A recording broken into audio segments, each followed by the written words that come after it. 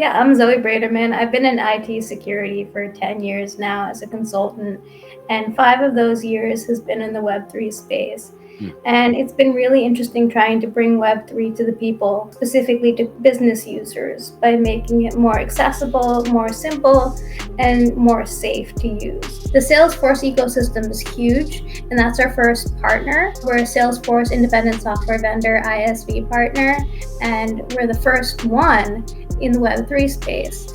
So securing that partnership and building integrations for the Salesforce App Exchange, again, brings it to corporate users in the interfaces that they know.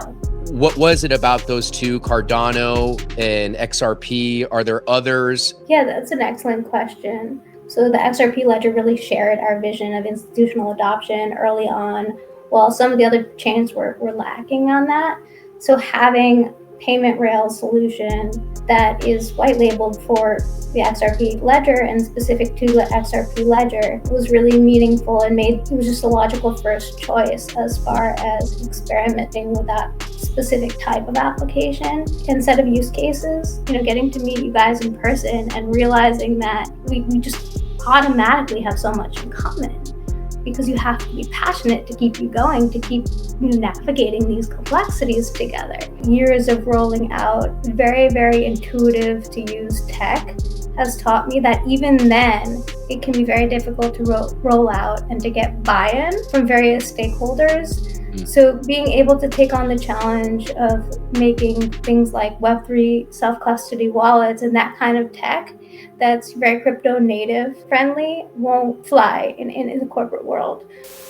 Hey, what's going on, family friends? Ray Fuentes here. Welcome back to the channel. In this exclusive XRP family style interview, I sit down with Zoe Braiterman, co-founder of Web3 Enabler and Chief Information Officer at Moon. Zoe is a seasoned blockchain architect, security expert, and technical communications leader who's reshaping how enterprises adopt Web3 worldwide. I first met Zoe at an XRP meetup that I hosted in New York City, where her energy and expertise stood out immediately. Since then, she and her team have been breaking barriers, becoming Salesforce's first Web3 independent software vendor partner, the very first team to tackle integrating blockchain payment solutions and digital asset wallets directly in Salesforce, paving the way for enterprise-grade crypto adoption across major platforms, including QuickBooks, HubSpot, and NetSuite. They're strategically targeting these platforms because of the large volume of enterprise customers willing and eager to enable crypto payments within their businesses today. In this exclusive interview, we dive deep into how Web3 Enabler bridges crypto and enterprise systems, why the XRP Ledger and Cardano were strategic first choices, the importance of being chain agnostic for mass adoption, how AI and blockchain will converge in the enterprise world, and Zoe's vision for Web3 in the next 3 to 5 years. If you want to understand the real enterprise use cases for blockchain and hear from one of the very few female pioneers making it happen, this is a conversation that you're going to want to pay attention to. So with that being said, let's roll my interview with Zoe Braiterman, co-founder of Web3 Enabler. Thanks for tuning in. Love you mucho.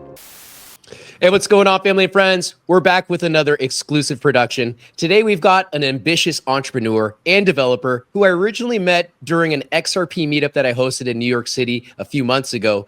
Let me bring her up onto stage. There she is. Meet Zoe Braiterman, the co-founder of Web3 Enabler and Chief Information Officer at Moon, a seasoned blockchain architect and technical communications leader. She bridges deep tech with clear strategy, passionate about decentralized innovation. Zoe is reshaping the future of enterprise blockchain, one integration at a time. Zoe, it's so good to have you today. How are you? I'm well, thanks. Thanks for having me. Absolutely. How did I do? Did I miss anything? Do you mind, for those in the audience who are unfamiliar of who you are, do you mind giving a brief intro to follow that up? Sure. So yeah, I'm Zoe Braiterman. I've been in IT security for 10 years now as a consultant, and 5 of those years has been in the Web3 space. And it's been really interesting trying to bring Web3 to the people, specifically to business users, by making it more accessible, more simple, and more safe to use. We handle the complexities for them. So years of rolling out very, very intuitive to use tech has taught me that even then, it can be very difficult to roll out and to get buy-in from various stakeholders. So being able to take on the challenge of making things like Web3 self-custody wallets and that kind of tech that's very crypto native friendly won't fly in the corporate world.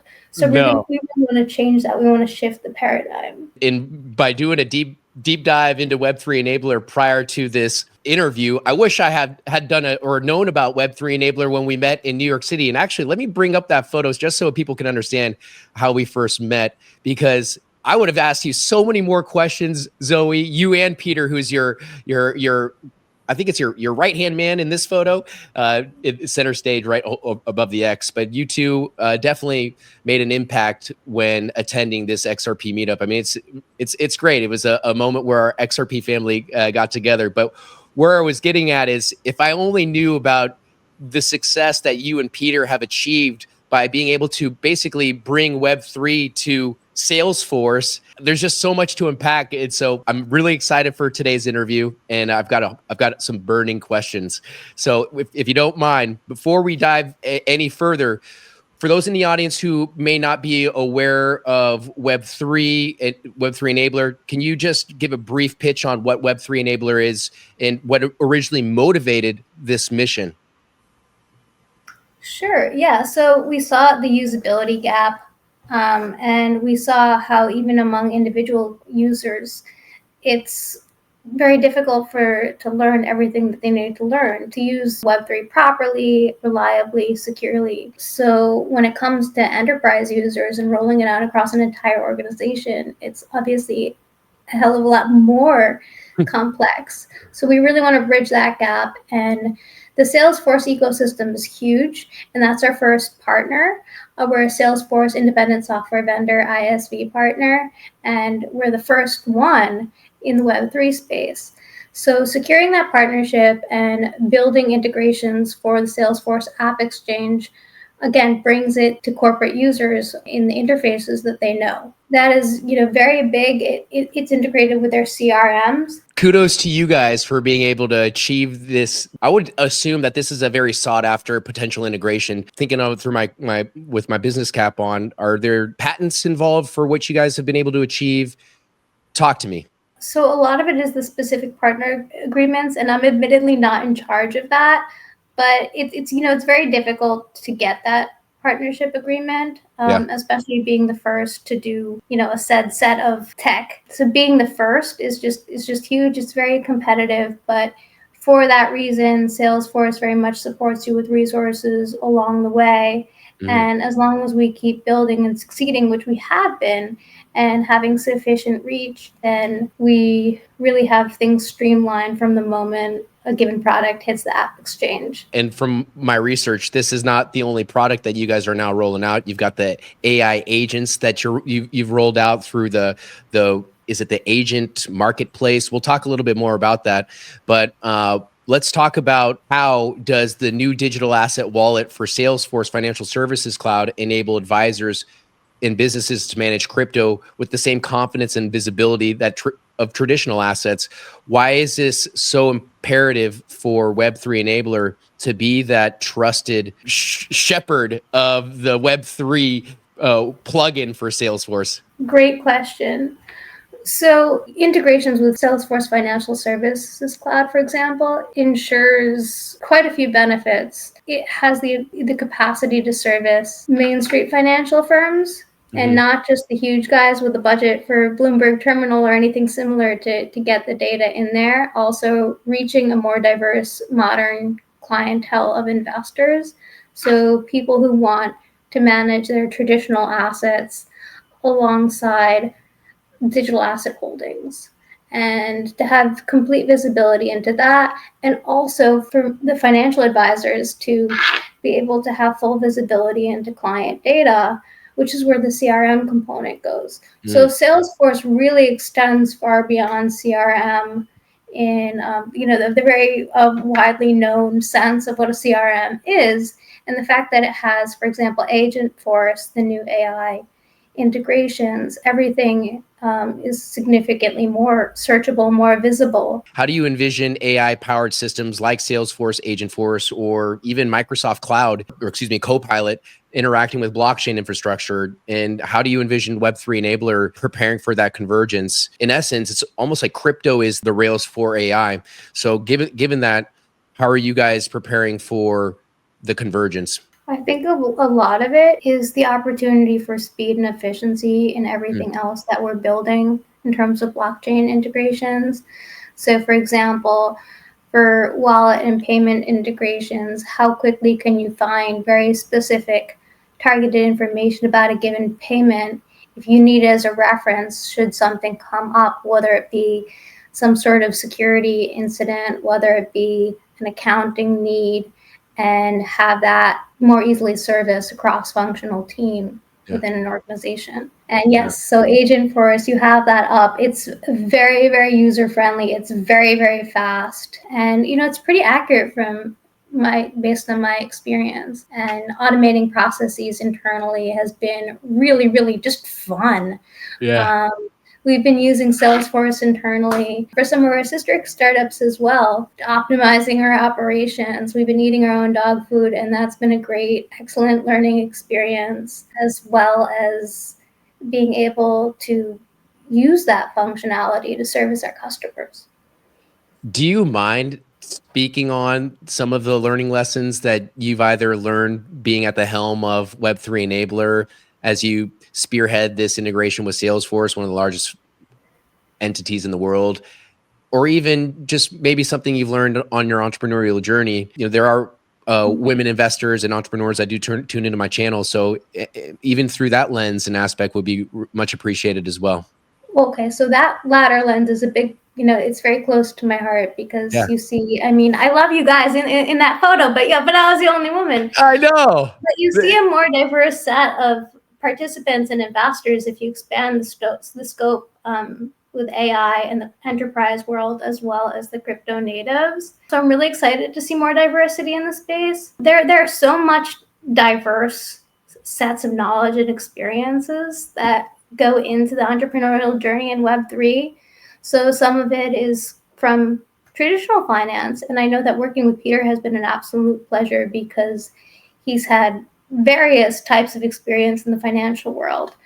And having that expertise along with my IT security expertise, as far as thinking about how our users will interact with our software and our tech and what it would mean for, to bridge larger scale gaps that we do in terms of communicating across our internal functions. So yeah, being able to very, very quickly search information on our contacts and our community and stay up to date with things that each of our friends and community members are doing is just really, really nice because you see so many other entrepreneurs in the space doing so many interesting things. You get to meet them in person, and then you kind of get to track in close to real time what you're up to, not necessarily on one or several social media platforms, for example. Being able to quickly see and learn from you guys as we go. Oh, I can only imagine sitting in your seat and then being able to knowing what you know and then seeing what the broader community is up to, and then being able to, I don't want to say cherry pick, but hey, you got a great idea. I've got something over here that might complement what you're working on. Let's work together and see what comes out of it. And usually what comes out of it is far greater of what we can achieve on our own. And that's what I believe that this crypto Web3 community is this decentralized, call it a talent pool in addition to liquidity pool if through these crypto rails. And there's just so much that's being achieved with innovation, politics now, and lifestyle. So, but anyways, shifting back, I appreciate you sharing your POV in regards to what you've learned via your entrepreneurial journey, especially as a woman entrepreneur in the space. As you mentioned, and I'll throw it back up onto the screen here. It's your demographic is far underrepresented in this community, which, coming from off the heels, linked to my former employer, where we cater to a worldwide audience of investors. That was one of the hurdles, was trying to reach that cohort of or that community of individuals.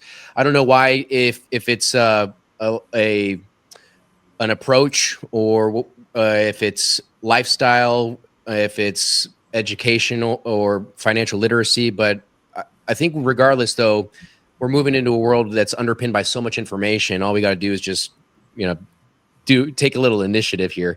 And so that's and I appreciate the initiative that you and Peter have taken at Web3 Enabler and far beyond. These are just one of the firms or companies that you lead the helm on. You've got what is it, Sky Protocol, I saw on your LinkedIn. That tickled my fancy. I'm sure would love to hear more about that. Do you mind talking about what Sky Protocol is?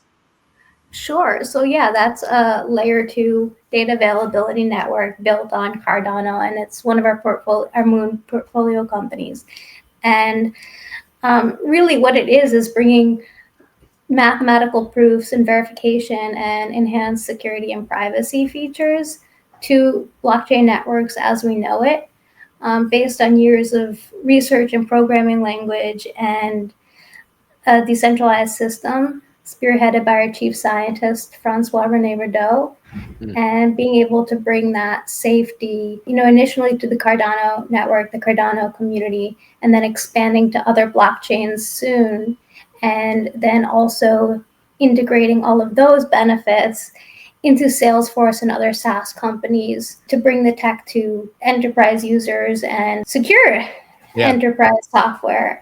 There are just so many different types of supply chain security issues that have happened over the past year. So being able to address that and being able to prove origins of incidents can just save so much time, money, and other resources within an organization. So being able to kind of have that model and that framework powered by the blockchain really help innovate across enterprise systems and have it be technology agnostic, SaaS platform agnostic, blockchain agnostic, and just the flexibility to really cater toward any set of users.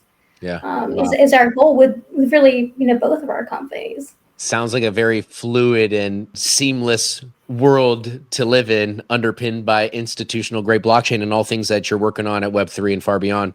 As you were speaking, Zoe, understanding that you guys, through your Salesforce plugin, let me bring up the cryptos that you guys were marketing on your website here. What is it about the XRPL, and now I hear Cardano? You guys are working on, obviously, on more than one chain here. What is it about those two specific chains, or the chains that you've selected? What are the qualities that you look for the blockchains that you and the team at Web3 have decided to integrate into or with or underpin your infrastructure on? What was it about those two, Cardano and XRP? Are there others? Yeah, that's an excellent question. So a lot of it, because white label solution involves a little bit more attention specifically to that chain and to that ecosystem. So the XRP Ledger really shared our vision of institutional adoption early on, while some of the other chains were lacking on that.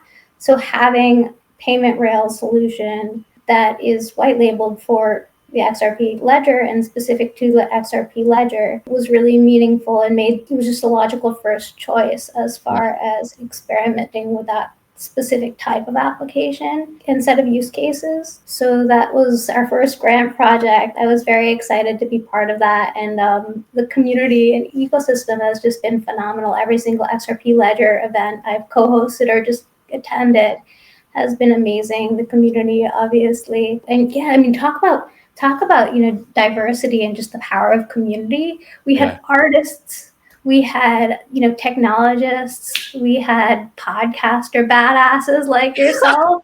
So many people doing great things, right? And people that I kind of viewed as celebrities prior to that, like meeting Boone in person when I had seen his speaker profile and read a little bit about his company after seeing his Salesforce Apex conference speaker profile, and getting to meet you guys in person and realizing that we just automatically have so much in common, because you have to be passionate to keep you going, to keep navigating these complexities together. So being able to have that opportunity and to share in-person conversation was just an opportunity like no other. And so there's that. And piggybacking off that, it was great to even hear Peter speak about failure or getting let go from your previous job. I mean, that resonated with me. I didn't really speak up about too much, but that was, resonated and hit home for me after getting let go from Link2 back in 2024. So it's just but here we are now. We've overcome it. We're passionate about what we're doing. And that really is the main North Star, or the driving factors. I love what I'm doing, just like I'm sure that you love what you're doing. And I was going deep into your socials yesterday, Zoe, and I really appreciate how passionate you are about inspiring others. I was getting a kick out of just the content that you put out on your Instagram, just the funny stuff that you're like an origamist, putting yourself into different positions. This is Oh boy. I was just, but it's so fun. It's totally you. And that's what this world needs, is just our unique selves, and being able to not be so scared, timid, shy. It's just let it go and let's have some fun. But anyways, hey, let's go back to It's too short. yeah, life is very very short. So we got to take advantage of this time here on Earth. But we also have to take time while we're in this StreamYard to talk about a little bit more about Web3 Enabler, if you don't mind. Following off our earlier conversation about you guys being chain agnostic, many institutions still view blockchain as this disruptive or experimental thing. How does Web3 Enabler reduce the friction amongst all these chains and make it seamless into one plugin for Salesforce? Well, a lot of it is a very scientific methodology in terms of when we build certain types of integrations with certain chains. So our most recent grant project has been a Cardano Salesforce native wallet. And that's been super interesting because the UTXO model, extended UTXO model of Cardano, and some other factors were very different than, for example, the XRP Ledger or some others. From a technical perspective, that was very interesting to explore. And it was very important to experience that diversity in terms of building our confidence toward taking on more and more different types of projects and expanding upon what our capabilities and what we can do, and what we can offer, and having that combination of open source or free applications, as well as our leading commercial products, currently blockchain payments and digital asset wallet for Salesforce. That was another huge milestone. So just documenting and iterating upon lessons learned has been a great experience. Again, their ecosystem is also very unique, a bunch of passionate people as well. Yeah. And I've gotten to know some of the community members also by working on Sky Protocol. And so being able to experience that, being able to kind of know in my mind and in my heart that we are also building for each and every one of them because of what adoption means for the network. So being able to get it to Salesforce's clientele, the 91% of Fortune 500 using this, you want to be able to know that you're bringing a community-powered good and technology to all of these users, and to know what you're scaling, who you're scaling for. So when the going gets rough on the entrepreneurial journey, then you know kind of who you're benefiting, and it really is one of the major things that keeps us going. And building more on each of these ecosystems is just extremely, just warms my heart. I love to hear that, Zoe. I'm sure it's just as heartwarming. It's just as challenging. And so kudos to you and the team for being able to overcome and succeed and come as far as that you have in the world of Web3. Do you mind talking, because I did put up on screen here, you guys are tackling integrations not just on Salesforce, but looks like you're also aiming for QuickBooks, HubSpot, NetSuite. Who are you not trying to make integrations with? And why are you strategically going after, for instance, QuickBooks, HubSpot, and even Salesforce? What is it about these companies that you believe is going to set you up for success in comparison to your competitors? Well, a lot of them is the set of companies that use them, and the diversity in that. Also, their emphasis on wanting a quick, simple solution that blockchain currently is not. So being able to simplify that for them. And I think starting with the Salesforce ecosystem has been very logical and just a phenomenal experience because it encompasses so many different types of services that expanding to kind of more niche platforms makes sense after having this experimental phase of very diverse, initially more technically challenging projects that will soon enable us to make sense of things as far as our internal processes, as far as our technical development, as we continue to expand our network and our community and user support. Yeah. What a great idea. I mean, from the world of marketing where I come from, or social media marketing, how do you get more viewers? How do you get more engagement? Which social media platform has the most aligned users to your product or media, whatever the message is? And so for you guys, your approach is well, we're not a social media company. We're a tech integrator. We're going to go to the platform that has the most enterprise customers. What a great idea. And so now you're spreading your technology across the buckets that you believe hold the most corporate fish or players that you could potentially bring within to your community. What a great idea. I'm picking up what you're putting down and I love it. Now, do you mind, with what you've got going on, you and the team at Web3 Enabler, could you give me a forward-looking statement on what you believe the world of Web3 looks like 3 to 5 years out, where Web3 Enabler is positioned and where the whole market is as a whole? I think more large organizations will be using crypto almost without knowing it, other than, maybe the IT admin being like, oh, we're using a product that is called programmable wallets for Salesforce, for example. The programmable wallets part speaks for itself.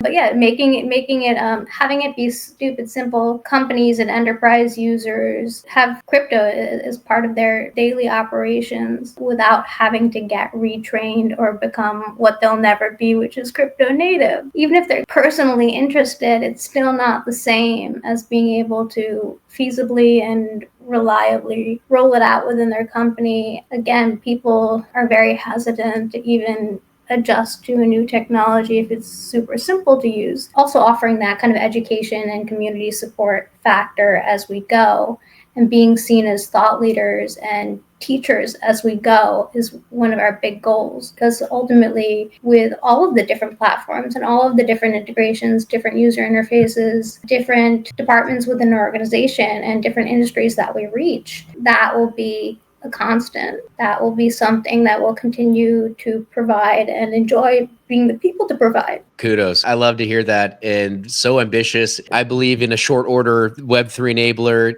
is going to be one of those many trusted applications within Salesforce that those executives are going to be clicking on within the marketplace and saying, all right, do we want to take on crypto payments? Absolutely, because we also want to reach this audience or this global market that's underserved within our sector. So I took a dinner yesterday for a gentleman that is a real estate investor. He buys a lot of land, and he goes, I buy a lot of land, buy the hundreds of acres, and then I break it up into small tranches of 5 acres, and I sell them off in small parcels as ranch properties. And I said, wow, you're basically fractionalizing your investment, and all you're missing is that tokenization piece, and really broadening your addressable market to a global audience. And so I've made the introductions to other market participants within this space, like Liquid Acre. They spoke at the XRP Las Vegas conference, and others as well. I'm looking forward to maybe even seeing Web3 Enablers speaking at XRP Las Vegas or other conferences soon. Are you going to be going to Ripple Swell this year? Hopefully. We should definitely have some representation there. If not me, then Peter or Alex. Alex attended in Florida at the last one, and he really enjoyed it. He got to meet Brad and Monica. They're on a first name basis, and everyone's really excited about what we're doing. So it's massive. I mean, that's why this interview really hits home for me. I really appreciate you sharing your time with me, Zoe. Not only because you share the same name as my younger adopted sister, Zoe, but because you've given me great vibes, you and Peter both. And then it's just always fantastic meeting people in the same industry that are in the trenches day after day, really trying to move the needle. And really that's all underpinned by passion and hard work and grit. And I see that those are qualities that you and Peter both have. And a lot of the people that are actually in this photo right here. And so it's really great to see us come together right now. Hopefully I see you or Peter at Ripple Swell later this year, because I did get the invite after 4 or 5 years of applying. They finally are letting me go. The one in Miami, though, I did go last year to Ripple Swell, But in full transparency, Zoe, I wasn't really let in since Ripple had rented out the whole Faena hotel, which is across the street from the conference center. I was having to get creative and interview people as they crossed the crosswalk in between the buildings. So this time, though, I get to go in and maybe I'll get to interview either you or Kevin or Peter, and it'll be a good time. And so I'm looking forward to that. And it'll be in New York. Matter of fact, maybe we should even host another small XRP meetup around Ripple Swell as well and get the band back together. So let's do it. Yeah, let's do that. And again, I appreciate you sharing your time with me today. If there's anything that you and the team need from me, let me know. Otherwise, I'm going to get out of your hair. You have a great rest of your day. Thank you so much. You too. All right, talk to you soon. Thanks, Zoe. Appreciate your time.